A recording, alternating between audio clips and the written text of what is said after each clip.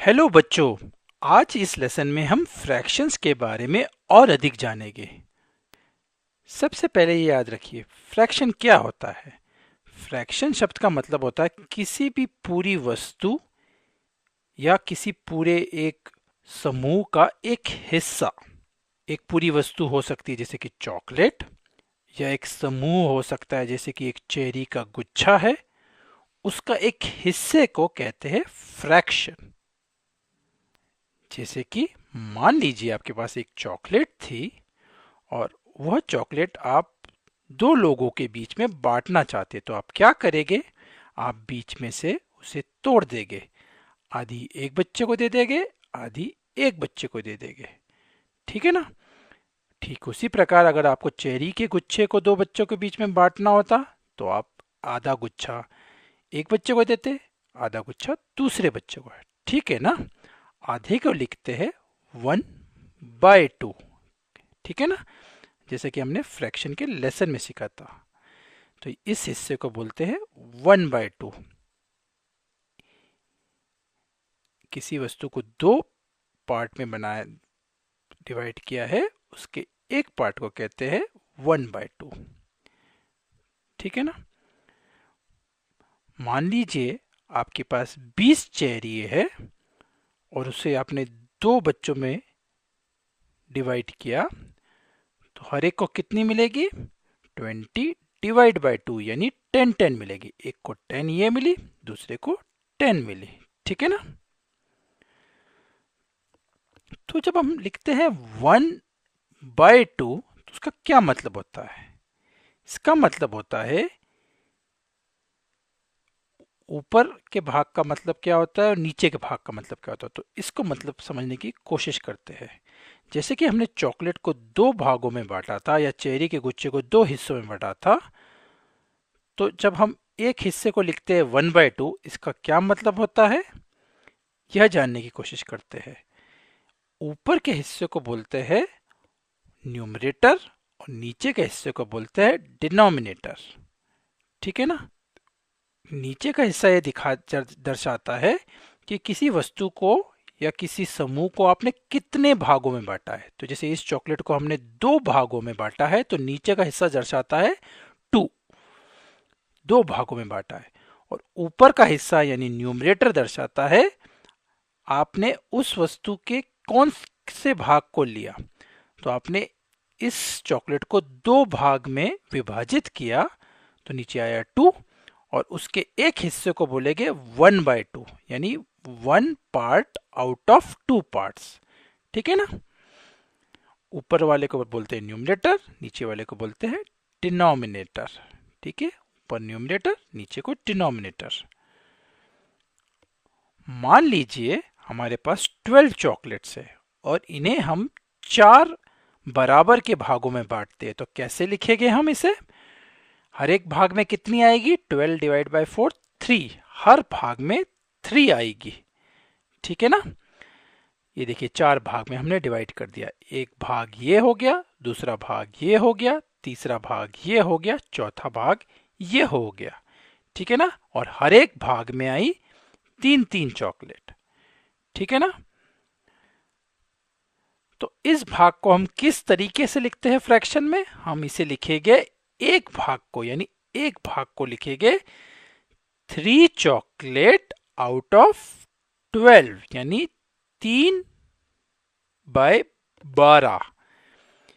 ठीक है ना? टोटल थी 12, एक भाग में आई 3, तो एक भाग को बोलेंगे 3/12 यानी ईच शेयर इज 3/12। ये भी 3/12 है, ये भी 3/12 है, ये भी 3/12 है, और यह भी 3/12 है ना? हर एक भाग 3/12 का है। 3 है न्यूमरेटर और 12 है डिनोमिनेटर।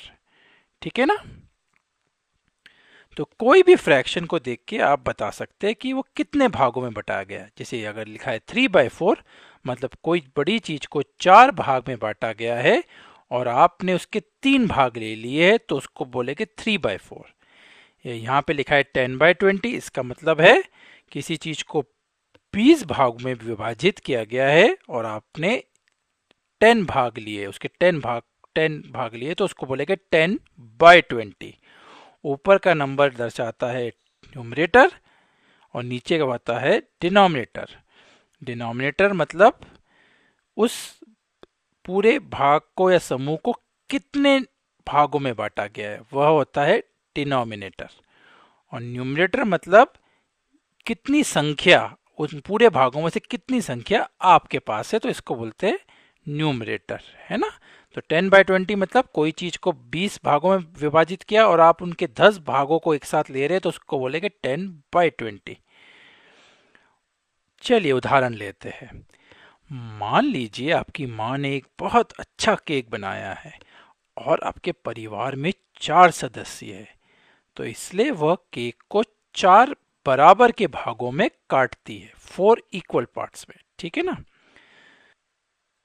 4 भाग में काटने के बाद माँ ने एक 1/4 पार्ट एक बच्चे को दिया, दूसरा 1 पार्ट दूसरे बच्चे को दिया, ठीक है ना। तो दोनों बच्चों को 1/4 मिले। पर बच्चों को तो केक बहुत पसंद आता, उन्हें और चाहिए था, उन्होंने बाकी बचे हुए भाग भी मांगे, तो माँ ने वह भी दे दिए। तो हर एक बच्चे के पास अब कितने पार्ट हो गए, पहले था 1/4 और 1/4 मिल गया, तो अब कितने पार्ट हो गए, टोटल 4 पार्ट थे, 4 भाग थे, उसके एक बच्चे के पास अब हो गए 2/4 पार्ट, है ना। 2 पार्ट, 4 में से 2 पार्ट, दूसरे बच्चे के पास भी 2 पार्ट आउट ऑफ 4 पार्ट, ठीक है ना। पहले उन्हें 1/4 मिला था, पर उन्हें अच्छा लगा तो उन्होंने और मांग लिया, तो 2 पार्ट आउट ऑफ 4 पार्ट इस बच्चे को मिला, 2 पार्ट आउट ऑफ 4 पार्ट इस बच्चे को मिला। पर देखो, अगर केक को 2 भागों में बांटा जाता तो केक कैसा लगता। एक केक था, उसको 2 भागों में बांटा, तो ये भाग कितना हुआ, 1 पार्ट आउट ऑफ 2 पार्ट, इसको बोलेंगे 1/2। ये भी हो गया 1/2, ठीक है ना बच्चों।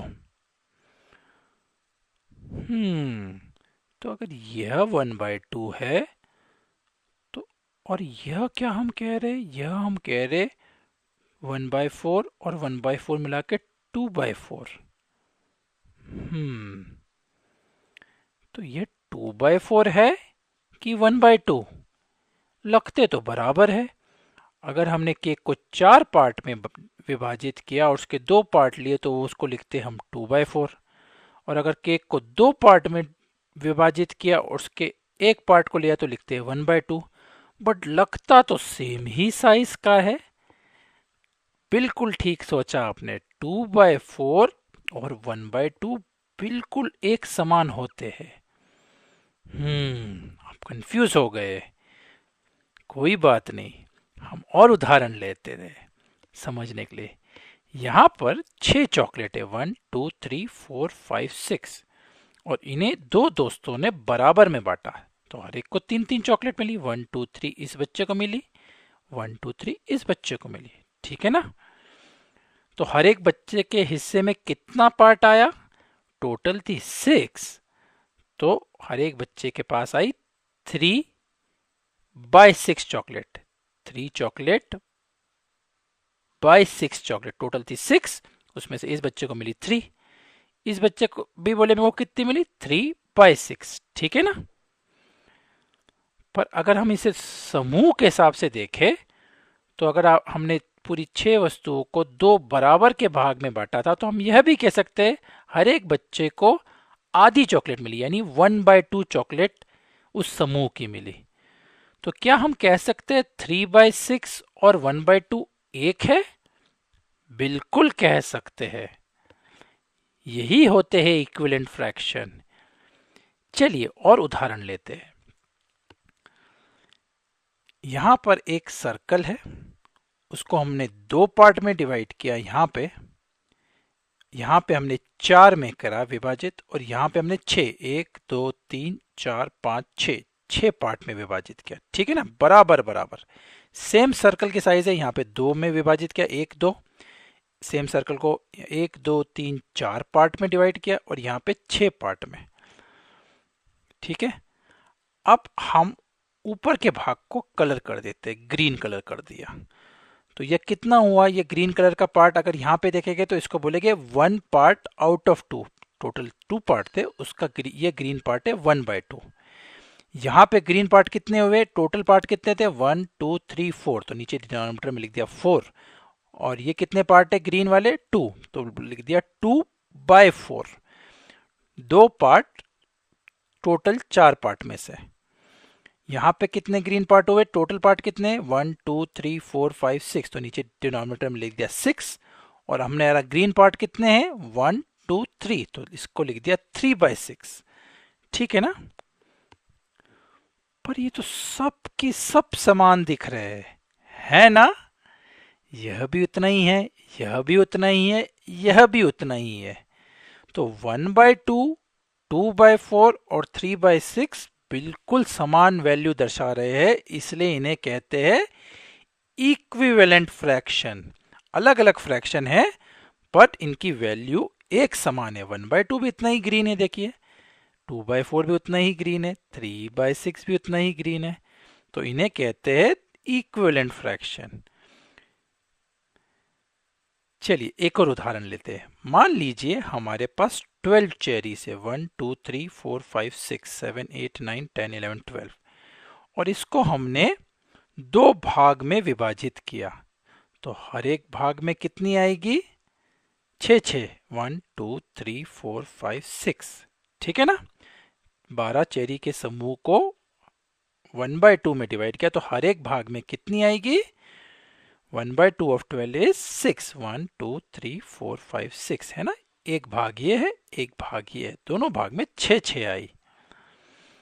मान लीजिए हमने इसे 4 भागों में विभाजित किया, यानी 4 भागों में, तो हर एक भाग में कितनी आएगी, 12 डिवाइड बाय 4 किया तो 3 आई, है ना। तो हर एक भाग में 3 चेरी थी। पर अगर हमने दो भाग लिए, ये नीला रंग का एक भाग ये और दूसरा भाग यह, तो ऊपर का जो नीला भाग है हमने ले लिया 2 पार्ट आउट ऑफ 4 पार्ट।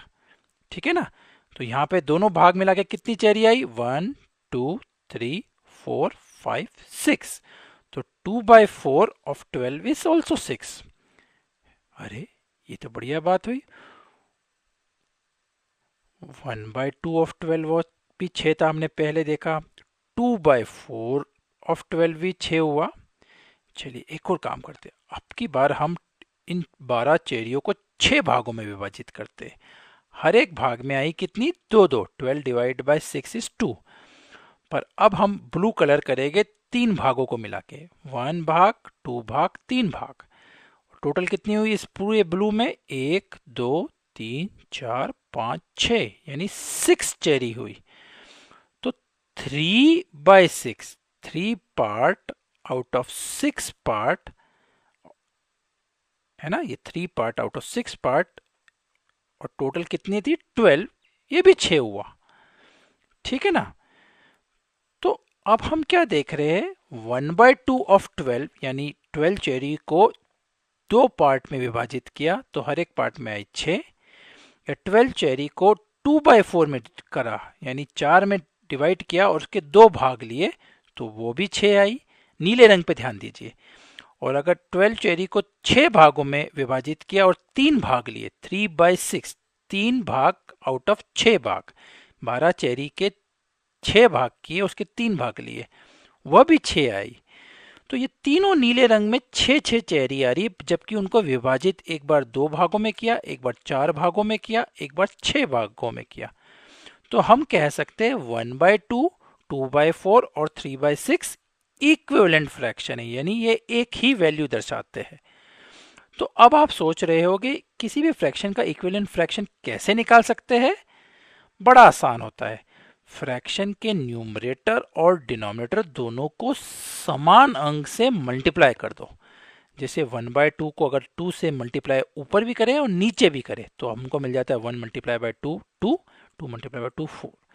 तो 1/2 का इक्विवेलेंट फ्रैक्शन हो गया 2/4, और 2/4 को अपन मल्टीप्लाई करते हैं जैसे 3 से, ऊपर भी 3 से करो, सेम नंबर से ऊपर और नीचे न्यूमरेटर और डिनोमिनेटर दोनों से मल्टीप्लाई करेंगे तो बच जाएगा 6/12।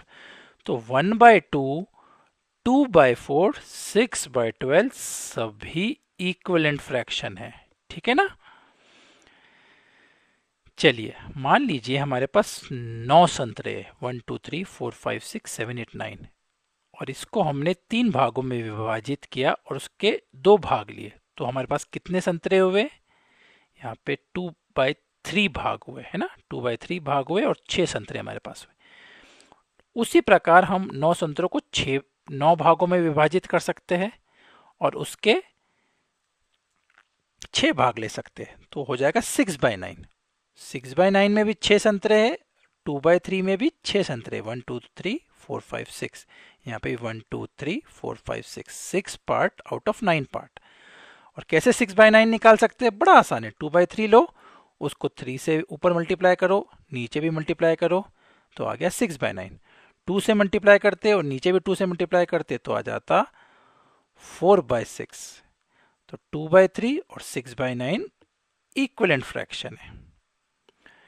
इक्विवेलेंट फ्रैक्शन निकालने का एक और तरीका होता है, हम न्यूमरेटर और डिनोमिनेटर को समान अंक से डिवाइड भी कर सकते हैं।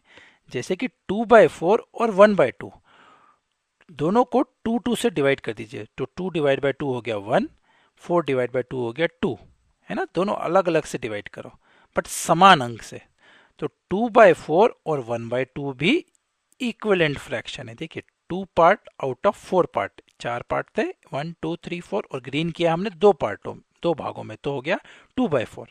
और यहाँ पे सेम सर्कल को हमने 2 भाग में विभाजित किया और उसका एक भाग लिया, तो 2/4 और 1/2 बिल्कुल सेम लग रहे हैं ना, तो दोनों इक्विवेलेंट फ्रैक्शन है। कैसे निकाले? 2/4 को डिवाइड किया 2 से, 4 को भी डिवाइड किया 2 से, आ गया 1/2। यहाँ पे हम बिल्कुल समान कर सकते हैं। 12 चॉकलेट 3, उसके 3, उसको हमने 3/12 पार्ट लिया, मतलब एक भाग लिया, तो 3/12, उसको दोनों को 3 से डिवाइड किया तो क्या बचा? 3/3 1, 12/3 4। तो इसको 3/12 भी कह सकते हैं, इसको 1/4 भी कह सकते हैं। 1/4 मतलब 12 चॉकलेट्स को हम या तो 4 समूह में कर सकते हैं, तो हर एक समूह में आई 3 तो 3/12, या हम ले सकते हैं 4 समूह, 1 2 3 4, तो 1/4।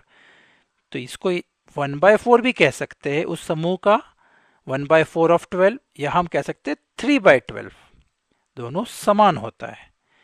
ठीक है ना। तो अगर आप न्यूमरेटर और डिनोमिनेटर को समान नंबर से मल्टीप्लाई करते हैं या डिवाइड करते हैं तो हमें एक नया फ्रैक्शन मिलता है, उसको कहते हैं इक्विवेलेंट फ्रैक्शन। पर उसकी वैल्यू, भले वो नंबर अलग सा दिखता है पर वो मिलाकर एक ही रहता है। तो 2/4, 3/6 या 1/2 सभी समान है। ठीक है ना, और उन्हें कहते हैं इक्विवेलेंट फ्रैक्शन। बाय बाय बच्चों।